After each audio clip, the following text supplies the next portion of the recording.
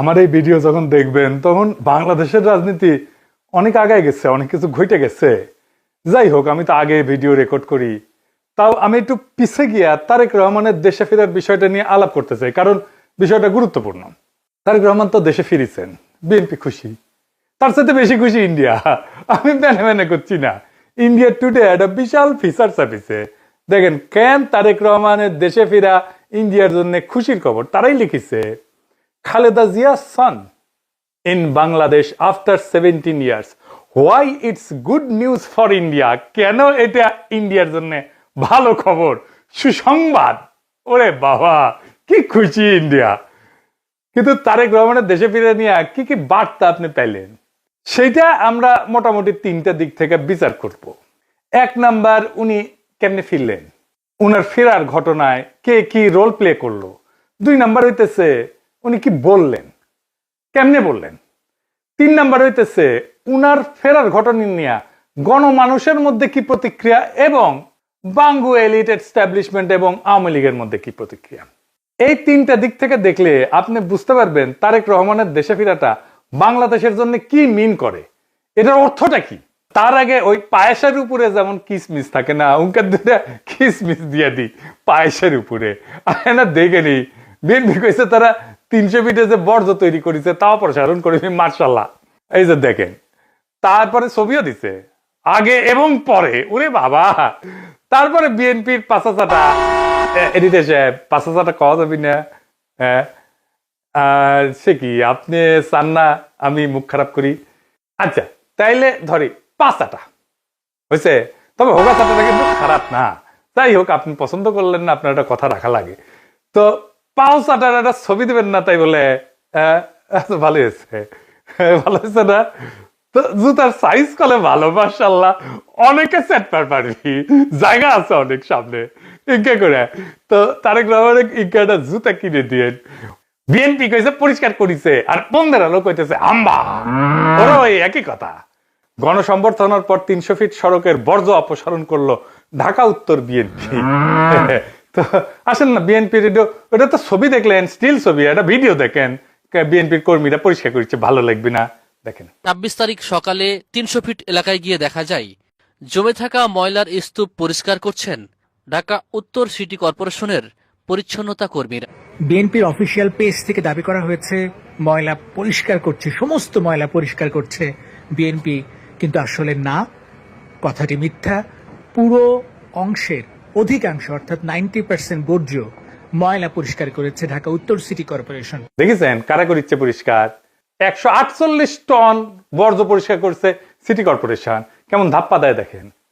একটা জিনিস দেখবেন, আর একটা কিসমিস, পায়েসের উপরে কিসমিস, পায়েসের উপরে একটা কিসমিস দেওয়ার ছবি দেখার, এটা মিষ্টি দেখে এটা মনটা ভালো হবি।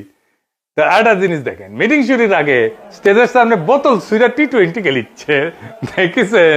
কেউ থামাইতে পারতেছে না, পারলে নেতাদের মারে। বড় দল হইয়া করবে কি ওরা? নিজের দলে তো কোনো শৃঙ্খলা নাই, রাষ্ট্র চালাইবে, মিটিং সামলাইতে পারে না, তা আবার নিজের দলের মিটিং, তার নিজের দলের কর্মী তাদের। তো যাই হোক, আলোচনায় আসি। প্রথম পয়েন্ট, তারেক রহমান ফেরার ঘটনায় কে কি রোল প্লে করলো। তারেক রহমানের মূল সিকিউরিটি দিল কে, বলেন তো? কে দিল? এটাই হইতেছে কে কি রোল প্লে করলো। এটা একটা বিশাল বার্তা আছে বলে। সেনাবাহিনী, কোন স্পেশাল ফোর্স না, র্যাব না, পুলিশ না, এসএসএফ না, পুরা দস্তর সেনাবাহিনী। এই জায়গাটা খেয়াল করবেন।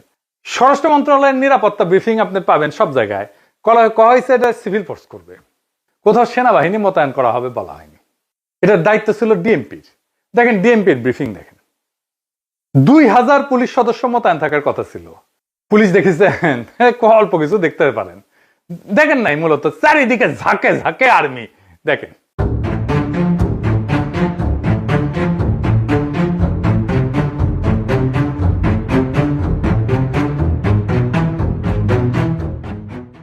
বাংলাদেশে কেউ কখনো এরকম নজিরবিহীন নিরাপত্তা পায় নাই, বাংলাদেশের ইতিহাসে পায় নাই, কোন রাষ্ট্রপ্রধান পায় নাই।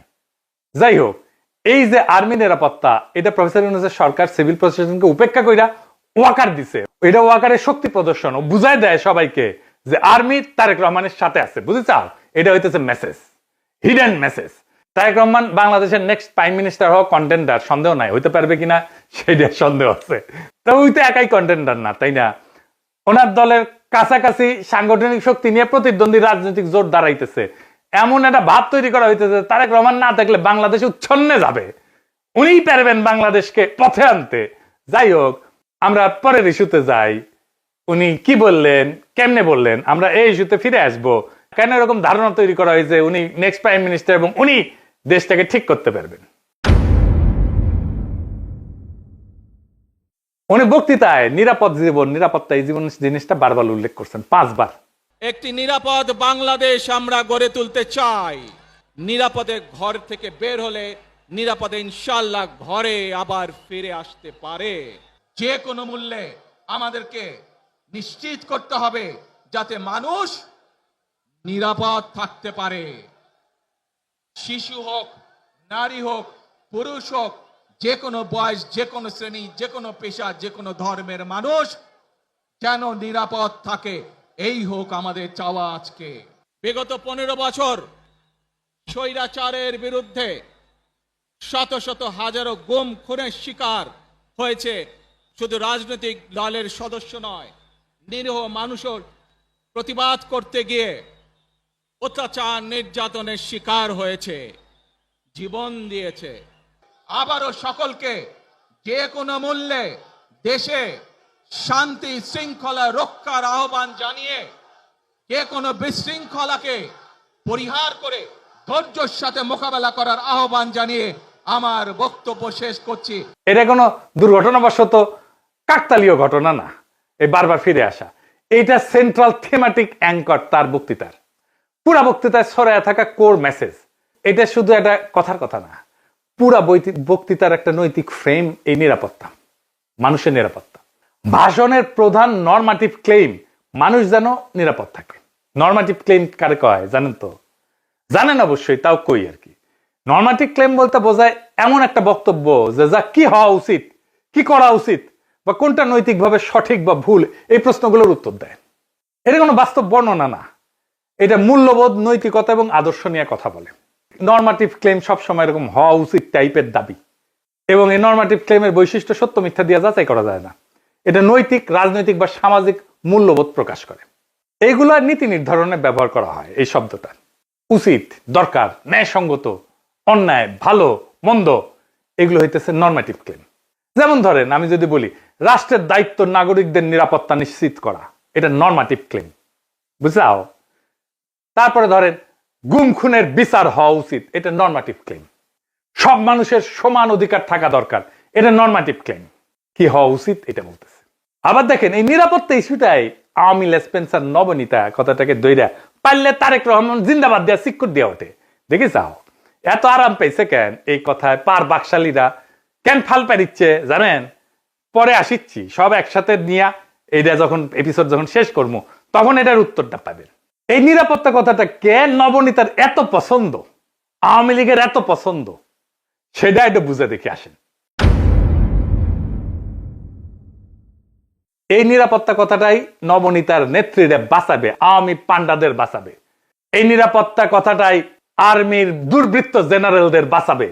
উনি গুমের কথা বলছেন, কিন্তু কে করছে, কারা করছে সেটা বলেন নাই। তাদের বিচারের কথা বলেন নাই, 2024-এর শহীদের কথা বলেন নাই, এমনকি আবু সাইদ মুগ্ধর কথা বলেন নাই। উনি নিরাপত্তা সবার উপরে রাখছেন, শহীদদের উপরে রাখছেন। উনি হাসিনাকে ফ্যাসিস্ট পর্যন্ত বলেন নাই, স্বৈরাচার বলছেন।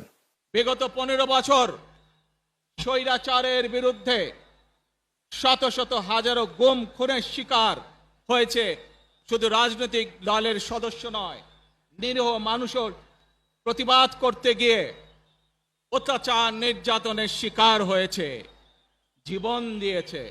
আমাদের সমাজের প্রথম রাজনৈতিক কর্তব্যটা কি এখন? দুইটা জিনিস তো।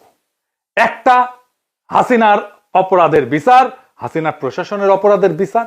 নাম্বার 2 রাষ্ট্রের সংস্কার, তাই তো? আর তো কিছু না। কিন্তু উনি দুইটার কোনোটাও টাচ করলেন না। উনি নিরাপত্তা, মানুষের নিরাপদ জীবন দিয়ে ন্যায় বিচার, সংস্কার সবকিছু উড়াই দিলেন। তো তাইলে এই ভাষণ আমাদেরকে কোথায় নিয়ে যাচ্ছে?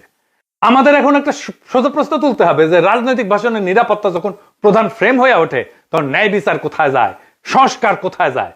এই প্রশ্নটা বুঝতে হইলে আগে একটা পার্থক্য বুঝতে হবে। আসেন সেটা বুঝে দেখি। ন্যায় বিচার ফ্রেম ন্যায় বিচারের প্রশ্ন তোলে, কে অপরাধ করছে, কার দায়, কার শাস্তি, কি শাস্তি, কোন আদালতে, এইগুলো কেন্দ্রে থাকে, মানে অ্যাকাউন্টেবিলিটি। আর নিরাপত্তা ফ্রেমে এটাতে কি থাকে? এইদিকে লেখেন, মানুষ যেন ভয় না পায়, সংঘাত না হোক, আর কোনো ঝামেলা না হোক, স্থিতিশীলতা আসুক, সবাই নিরাপদ থাকুক, এটার কেন্দ্রে থাকে স্ট্যাবিলিটি। এই তারেক রহমানের বক্তৃতায় নিরাপত্তা ফ্রেমটা ন্যায় বিচার ফ্রেমের উপরে বসানো হয়েছে, সবার উপরে। কিভাবে? গুম খুন বলা হয়েছে, কিন্তু বলা হয়নি কে করছে, কোন বাহিনী করছে, কিভাবে বিচার হবে, কিন্তু বলা হচ্ছে যে কোনো মূল্যে যেন মানুষ নিরাপদ থাকে। এই এক লাইনে যেটা ঘটে যায় সেটা অতীতের সমস্ত অপরাধ ভবিষ্যতে স্থিতিশীলতা দিয়ে ঢাইকা দেওয়া হয়। বিচারের বদলে স্ট্যাবিলিটি, জাস্টিসের বদলে শান্তি, এটাই জাস্টিস, ন্যায় বিচার, বিচারকে ডিনাই করার কৌশল। বিচার সংস্কার এটা যদি কেন্দ্রীয় কথা হইতো, তাইলে বিচার, দায়, ট্রাইব্যুনাল, সংস্কার এগুলোই মূল বক্তব্যের বিষয় হতো, বারে বারে আসতো। কিন্তু এখানে আসছে মানুষ যেন নিরাপদ থাকে, মানে ন্যায় বিচার পরে, নিরাপত্তা আগে।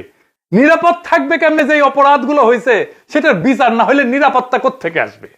এটা ইচ্ছা করে করছে? হ্যাঁ, ইচ্ছা করে করছে। ন্যায় বিচার বললে ওয়াকার ডরাইবে, ন্যায় বিচার বললে পুলিশের দুর্বৃত্ত পুলিশ অফিসাররা ডরাইবে, ন্যায় বিচার বললে হাসিনা ডরাইবে, আওয়ামী লীগ ডরাইবে। এই নিরাপত্তা ফ্রেমের ভেতরে কি আছে জানেন? এই নিরাপত্তা ফ্রেমের মধ্যে লুকায় আছে আওয়ামী লীগের দায় মুক্তি। কোন আইন করে ক্ষমা না, কিন্তু বিচার না হওয়া। আইন করে ক্ষমা করবে না, কিন্তু বিচারই করবে না। কারণ গুম খুন আছে, দায়ী তো কেউ নাই, কে করছে সেটা তো বলে নাই। বিচারের রোডম্যাপ নাই, নির্বাচনের রোডম্যাপ নিয়ে পাগলা হয়ে গেছিল, বিচারের কোনো রোডম্যাপ নাই। যত সময় যাবে অপরাধগুলো ঝুলে যাবে না? এই কারণেই তরুণেরা, তরুণদের রাজনৈতিক দল এনসিপি বিএনপির সাথে নাই। কারণ তরুণরা তো জানতে চাইবে কে করলো, কেন করলো, শাস্তি কি। নিরাপত্তার ফ্রেম তারেক রহমানের এই উত্তর দেবে না। বিএনপি আর তার বুদ্ধিজীবীরা বুঝতেই পারতেছে না, ন্যায় বিচারকে পিছাই দিলে ভবিষ্যতের বড় রাজনৈতিক সংকট তৈরি হয়। মানুষ যখন বিচারহীনতা দেখবে নিজের হাতে আইন তুলে নেবে। আর শেষ বিচারে তো বিচারহীনতা কোনো ইনসাফ না। যে রাজনৈতিক দল ন্যায় বিচারকে স্থিতিশীলতার নামে পিছায় দেয়, সে একদিন স্থিতিশীলতাকেই হারায় ফেলবে। আর একটা বিষয় হইতেছে, উনি বক্তা হিসেবে ভালো না, মানে নো অফেন্স, উনি বক্তা হিসেবে ভালো না। উদ্দীপনামূলক বক্তব্য উনি দিতে পারেন না। এমন একটা বিশাল অডিয়েন্স পেলে শেখ মুজিব তো ফাটায় ফেলতো। আমাদের এনসিপির নেতারা ভালো বক্তব্য দেয়, হাদিও ভালো বক্তব্য দিত। এই বক্তব্যটা অনেক মানুষ অনেক দিন ধরে মনে রাখবে না। এই বক্তব্য অনেক দিন অনেক মানুষ মিলে শুনবে, এটা হবে না। এইবার আসেন দেখি ওনার ফেরার ঘটনা নিয়ে গণমানুষের মধ্যে প্রতিক্রিয়া কি। আমরা তো আগে বুঝলাম এই সমাবেশ কোনো বড় উদ্দীপনা জাগাইতে পারে নাই মানুষের মধ্যে, কিন্তু মিডিয়া যা হাইপ তুলছে তা বিস্ময়কর। এমন তেলাইতেছে, তারে মার্টিন লুথার কিং বানাই দিছে। এমন তেলাইতেছে তারেক রহমানকে যে তারেক রহমান ভবিষ্যতে প্রধানমন্ত্রী কইয়া পরিচয় করাইতেছে। এটা দেখা খুবই বিরক্তিকর। মিডিয়া হাইপ তুলছিল 2004 সালে ভারতীয় লোকসভা নির্বাচনে, ইন্ডিয়া শাইনিং কইয়া বিজেপি নির্বাচনে নামছিল, গোহারা হারিছে। হিলারি ক্লিন্টন কেও মিডিয়া একদম হাইপ তুলছিল 2016 সালে, গোহারা হারিছে ট্রাম্পের কাছে। ব্রেক্সিটেও প্রেডিকশন ছিল ব্রিটেন ইউরোপিয়ান ইউনিয়নে থাকবে, থাকে না। এটা মিডিয়ার প্রেডিকশন ছিল। মিডিয়া ফ্রেম করতেছে তারেক রহমানকে ভবিষ্যতে প্রাইম মিনিস্টার হিসেবে, এটা হবে বিএনপির জন্য ডিজাস্টার। ঐতিহাসিকভাবে প্রমাণিত যে জনগণ মিডিয়ার ভুল বা বায়াস প্রেডিকশনকে কেবল ভুল হিসাবে পাঠ করে না, তারা এটাকে ম্যানিপুলেশনের চেষ্টা হিসেবে বোঝে। 2016 সালের নির্বাচনের পরে পিউ রিসার্চ সেন্টার ধারাবাহিক জরিপ করছিল, এখানে বলতেছিল যে মিডিয়া ট্রাস্ট কনজারভেটিভদের মধ্যে এইটা ইতিহাসের সবচেয়ে নিচে নামে আসছে। মিডিয়ার ট্রাস্ট, মিডিয়ার বিশ্বাস। এবং অনেক তথ্যদাতা সরাসরি বলছে যে মিডিয়া আমাদেরকে বলার চেষ্টা করছে যেটা হবে, এবং তারা ভুল বলছে। এটাকে এজেন্ডা সেটিং হিসেবে মানুষ দেখে, মিডিয়া কভারেজ হিসেবে দেখে না। ফুকুয়েটারে বলছিল যখন জ্ঞান বর্ণনা না করে মিডিয়া নির্দেশ দিতে চায় জনগণকে, তখন তা ক্ষমতায় রূপ নেয়। তারা তারেক রহমানের ক্ষমতা তৈরি করতেছে, মিডিয়া ক্ষমতা, ভার্চুয়াল ক্ষমতা তৈরি করতেছে। আর হান্না আন্ড্রেড বলছিল যে এমন ক্ষমতা জনগণ নীরবে সহ্য করে না, সে প্রত্যাখ্যান করে। তাই বহু নির্বাচনে আমরা দেখি জনগণ ব্যালট ব্যবহার করে কেবল কোন প্রার্থীর বিরুদ্ধে না, ভবিষ্যতে আগেই লিখে রাখা মিডিয়া ন্যারেটিভের বিরুদ্ধে প্রতিশোধ নেয়। বাংলাদেশের জনগণ এই যে তারেক রহমান আগামীর প্রধানমন্ত্রী, এই মিডিয়া ন্যারেটিভের বিরুদ্ধে প্রতিশোধ নেবে, লিখে রাখতে পারেন আজকের কথা। তারপরে ধরেন পাবলিকের যা হয়রানি হয়েছে দেখেন একটু। দেখেন কি পরিমাণ লোক এয়ারপোর্ট থেকে সবাই লাগেজ মাথায় করে কিন্তু বের হচ্ছে। দেখেন, আপনারা দেখলে অবাক হয়ে যাবেন যে শত শত না হাজার হাজার লোক আটকে পড়েছিল, যারা প্রবাস থেকে বাংলাদেশে আজকে আসছে বা কালকে রাত্রে যারা আসছে বের হয়ে যেতে পারছে, আজকে যারা আসছে সহজে কিন্তু সকালবেলা বের হতে পারে নাই।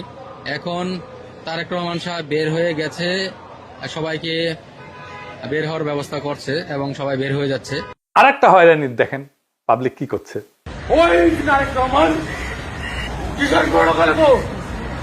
আপনি এগের যাত্রী কয়টা বাজতেন এখানে? আপনার অনুভূতি কি? মানে এই যে 2টা বাজে আসছেন, এখন 6টা বাজে। খারাপ লাগছে, মনে হচ্ছে লোকটাকে পায়ে ঝুঁকা দিচ্ছে। খুবই কান্না পাচ্ছে, খুবই কি বলবো, ভাষায় প্রকাশ করতে পারতেছি না। একদিকে তো অসুস্থ লোক আসছিলকে দেশের বাড়ি চিকিৎসা করার জন্য, তারপরে এই পরিস্থিতি, দুঃখ লাগতেছে যে আমরা আইছি বাইরে থেকে, আজকে শখ করে একটা গাড়ি নিয়ে আসছে আর এই গাড়ি আমার এয়ারপোর্টের মধ্যে ঢুকতে দিল না। আমি এইভাবে ঠেলিয়ে ঠেলে নিতেছি, এতে তো আমার কাছে ওইটাই মনে হয় যে আমরা মনে হয় যে অপরাধী করছি। তারেক রহমানকে যে বাংলাদেশের ত্রাতা হিসেবে দেখানো হইতেছে, বাঙ্গু সুশীলদের শিরোমণি মতিউর রহমান কইছে যে দেশে রাজনৈতিক শূন্যতা চলতেছে, তারেক রহমান আরো আগে আসলে ভালো হইতো, মানে এই শূন্যতা কাটতো। শুনেন, আমি ব্যক্তিগতভাবে এটা মনে করি যে দেশে একটা রাজনৈতিক শূন্যতা রয়েছে, চলছে, এটা একটা বিপজ্জনক। আমি সবসময় ভাবতাম বা এখনও মনে করি যে বিএনপির ভারপ্রাপ্ত চেয়ারম্যানের আরেকটু আগে, বেশ একটু আগে যদি আসতে পারতেন, তাহলে এক্ষেত্রে হয়তো বিএনপি এবং দেশের মধ্যে একটা ভালো সুবিধাজনক অবস্থা তৈরি হতে পারত। তাকে বাংলাদেশের রাজনীতিতে অপরিহার্য প্রতীকে পরিণত করা হয়েছে। তারেক রহমানের রাজনৈতিক শক্তি যেদিন থেকে তারেক রহমানকে রাজনীতিতে অপরিহার্য প্রতীকে পরিণত করা হয়েছে, তারেক রহমানের রাজনৈতিক শক্তি সেদিনই শূন্য হয়ে গেছে। তারেক রহমানকে ছাড়া বিপ্লব হইল না একটা, ওনাকে ছাড়া তো ওনাকে ছাড়া দেশ বাঁচবে না, রাষ্ট্র বাঁচবে না, এটা একটা কথা। জনগণের কোনো এজেন্সি নাই, যে নেতাকে অপরিহার্য বানানো হয় সে আর কোনো রাজনৈতিক অ্যাক্টর থাকে না, সে পরিণত হয় একটা স্থির মূর্তিতে যাকে সবাই রক্ষা করে কিন্তু কেউ চালাইতে চায় না। কারণ রাজনৈতিক অ্যাক্টর হওয়ার মানে হইল সিদ্ধান্ত নেওয়া, আর অপরিহার্য হওয়ার মানে হইল সিদ্ধান্ত এড়ায় যাওয়া। সিদ্ধান্ত মানেই ঝুঁকি, আর ঝুঁকি মানেই প্রতীকের ক্ষয়। তাই সেই নেতার চারপাশে এমন এক সুরক্ষা বলয় তৈরি করা হয় যেখানে প্রত্যেকটা সম্ভাব্য সিদ্ধান্ত আগে আটকায় যায়। সে কথা বলে সাবধানে, নড়ে অনুমতি নিয়া, কার্যত উন্নতের সিদ্ধান্তের বাহক হইয়া ওঠে। আর সে ব্যর্থতার দায় নিতে পারে না, কারণ দায় নেওয়া মানেই তো মানুষের কাতারে নামায় না, সেই প্রতীক ভেঙে যাওয়া, যে অপরিহার্য ফ্রেম তৈরি করা হয়েছে, এই ন্যারেটিভ ভেঙে যায়। ফলে রাজনীতি ব্যক্তির হাত ধরে আগায় না, ওই ব্যক্তিকে ঘিরে জমে থাকে, জমাট হইয়া থাকে। তারেক রহমান কোন সিদ্ধান্ত নিতে পারতেছে না, আমি দেখাই দেবো সিদ্ধান্ত নিতে পারতেছে না, ওটা আমি দেখাই দেবো এই কয়েকদিনের মধ্যেই। এই অবস্থায় নেতার উপস্থিতি শক্তির চিহ্ন না, বরং স্থবিরতার প্রমাণ। অপরিহার্য নেতা মানে শক্তিশালী নেতা না, অপরিহার্য নেতা মানে এমন একজন যাকে ব্যবহার করা যায় না, শুধু পাহারা দেওয়া যায়। তাই দেখতেছেন না, খালি পাহারা আর পাহারা, নজিরবিহীন পাহারা। এত পাহারা বাংলাদেশের ইতিহাসে কেউ পায় নাই। উনি কিচ্ছু করতে পারবেন না, রাজনীতি তো দূর কি বাদ, কিছুই করতে পারবেন না। আর বড় দল কিন্তু চিপসের প্যাকেটের মতো বেশিরভাগই বাতাস, মিচিয়ানা চিপস। দলের প্রধান নেতা আসবে, মির্জা ফখরুল বলল তারেক রহমান যেদিন আসবে সেদিন দেশ যেন কাঁপে ওঠে, কাঁপুনি দিবে। আমি আপনাদেরকে জানাতে চাই, নেতা যেদিন আমাদের আসবেন, যেদিন বাংলাদেশে পা দেবেন, সেদিন যেন সমগ্র বাংলাদেশ কেঁপে ওঠে। বন্ধুগণ, এই কাপাকাপি করতে গিয়া একটা প্রোগ্রাম নিছে, পঙ্গু হাসপাতালে আহত জুলাই যোদ্ধাদের দেখতে যাবে তারেক রহমান। আসার পরে দেখা গেল পঙ্গু হাসপাতালে জুলাই যোদ্ধা নাই, একজনও নাই। এটা কারোই মাথায় আসেনি, তারেক রহমানেরও মাথায় আসেনি যে ওখানে আসলে কেউ আছে। 3টা না 4টা প্রোগ্রাম তো কয়দিনে, তাই না? এতদিন ধরে প্রস্তুতি নিচ্ছে। আচ্ছা, জুলাই যোদ্ধা কে কে আছে? উনি গেলে কোন ওয়ার্ডে যাবেন, কার সাথে দেখা করবেন, কি নিয়ে যাবেন, কোনো পরিকল্পনা নাই। এই হইতেছে রাষ্ট্র ক্ষমতায় যাবে যে দল, সেই দশের প্ল্যানিং দেখেন। রাজনীতি আগাইলো, ওরা তো কাঁপাইতে চাইতেছেন, রাজনীতি করতে চাইতেছেন না, স্পেকটাকাল দেখাইতে চাইতেছেন। পলিটিক্যাল লিডারের স্পেকটাকাল হইতেছে তার বক্তৃতা, তার রাজনীতি। কত লোক দেখতে আসছে জনসভায়, কত লোক হাজির হয়েছে, এটা স্পেকটাকাল না। কাঁপায় দিছে কিনা, এটা পলিটিক্যাল স্পেকটাকাল না। আর পাবলিক সাফারিংস, এইটার জন্য কি পাবলিক সাফারিংস হয়েছে? তাহলে ফাইনালি ওনার যে হোম কামিং, দেশে ফিরে আসা, এর পিছনে আসলে কি? এইটা হইতেছে এক ত্রিভুজ প্রেমের লম্বা কাহিনী। ত্রিভুজ প্রেম কইলে এটা ঠিক জমে না, অন্য কিছু কইলে ভালো হইতো, আর একটু দুষ্টু কথা কইলে ভালো হইতো, আমি আর কইব না ওইটা। তো যাই হোক, বুঝাই দিয়েছেন কি কইতে চাইতেছি আর কি, বুঝছাও তো। মানে ত্রিভুজ প্রেমে তো একজনের ছেঁকা খাইতে হয়, এটি না, এটি 3জনই মজা পায় আর কি, বুঝছাও। তো যাই হোক, তো এই ত্রিভুজ প্রেমের 3 অ্যাক্টর হইতেছে ওয়াকার, এডিটর সাহেব, এটা ত্রিভুজ আকার, এটা ওয়াকার একদিকে বিএনপি আর ইন্ডিয়া। ওয়াকার আর দুর্বৃত্ত জেনারেলের লাগবে গুমের বিচার থেকে বাঁচা, ইন্ডিয়ার লাগবে আগের জমিদারি ফিরে পাওয়া, আর বিএনপির লাগবে ক্ষমতা। এই 3 শক্তি এক হইছে, একজনকে আর একজনের লাগবে। ওয়াকারের বিএনপি আর ইন্ডিয়াকে লাগবে, বিএনপির ওয়াকার আর ইন্ডিয়াকে লাগবে, আর ইন্ডিয়ার ওয়াকার আর বিএনপি কে লাগবে। কি মজা! এইটাই হইতেছে বন্দোবস্ত, এদের মধ্যে বন্দোবস্ত হয়ে গেছে। ইন্ডিয়া আনন্দবাজারে রিপোর্ট করে ইঙ্গিত দিছে আমরা আছি তারেক রহমানের সাথে, ওয়াকার শক্তি দিয়ে ইঙ্গিত দিছে আমরা আছি তারেক রহমানের সাথে, তারেক রহমান বক্তৃতা দিয়ে ইঙ্গিত দিছে আমরা আছি তোমাদের সাথে। শান্তি আর শান্তি, নিরাপত্তা, এর বাইরে আর কিছু হবে না। গুমের বিচার হবে না, সংস্কার হবে না, কিসের ভাল। আর আওয়ামী লীগ নমনেতাদের দিয়ে বার্তা দিছে। শুধু তাই না, এই যে দেখেন আশরাফুল আলম খোকন, হাসিনার পিএস, কি বলে দেখছেন? তারা বলে তারা বিএনপির পাশে দাঁড়াইছে। আবার দেখেন আরেকজন, দেখেন আওয়ামী লীগ, তার প্রোফাইল পিকচার দেখেছেন? হ্যাঁ, সঞ্জিদা খাতুনের ছবি দিছে, তা সেরা ছবিটা দিছে, দুঃখ ভাব একটু, বুঝছাও তো। ওই কয় যে গরু দুধ দেয় তার নাকি লাথি খাওয়া যায়, মানে বিএনপি দুধ দিচ্ছে এখন। বিএনপির আবার দুধও আছে। না আছে তো, না আছে আছে, সত্যি আছে, আমি মিছা কথা কইতেছি না, আমি দুষ্টামি করেছি না। বিএনপির দুধু আছে, আসলেই আছে। এই যে দেখেন বিএনপির দুধু, দেখিস বিএনপির দুধু আছে, তো বিএনপির দুধু দিয়ে দিছে আওয়ামী লীগকে। যাই হোক, আপনি কিছুদিন পরে দেখবেন পার নাস্তিক গুলা দাঁড়াইতেছে বিএনপির পাশে এবং তারা বলতেছে আমরা বিএনপিকে ভোট দিব। আমি দেখাই দিব, বলতেছে তারা পার নাস্তিক, যাদেরকে ঘৃণা করেন আপনারা। বিএনপিকে ক্ষমতা আনার জন্য এই সবগুলো শক্তি এক হয়েছে। কেন্দ্র দখল করবে, প্রশাসনকে কাজে লাগায়, পুলিশকে কাজে লাগায়, গুন্ডা আর হুন্ডা দিয়ে নির্বাচন হবে, আর্মি বসে থাকবে, অথবা আর্মিও পিটাবে পাবলিককে, ব্যালট বাক্স লুট হবে। আওয়ামী লীগের পুরো সংগঠন বিএনপির জন্য কাজ করবে, টাকা আসবে, খালি টাকা আর টাকা, লুট করা টাকা ফেরত আসবে কিছু। নির্বাচন প্রচারণার জন্য এই 4 বান্ডেল দিলাম ব্যানার পিস্টন করার জন্য, আর এটি লাগাইবা শুধু মোটরসাইকেল বহরের জন্য।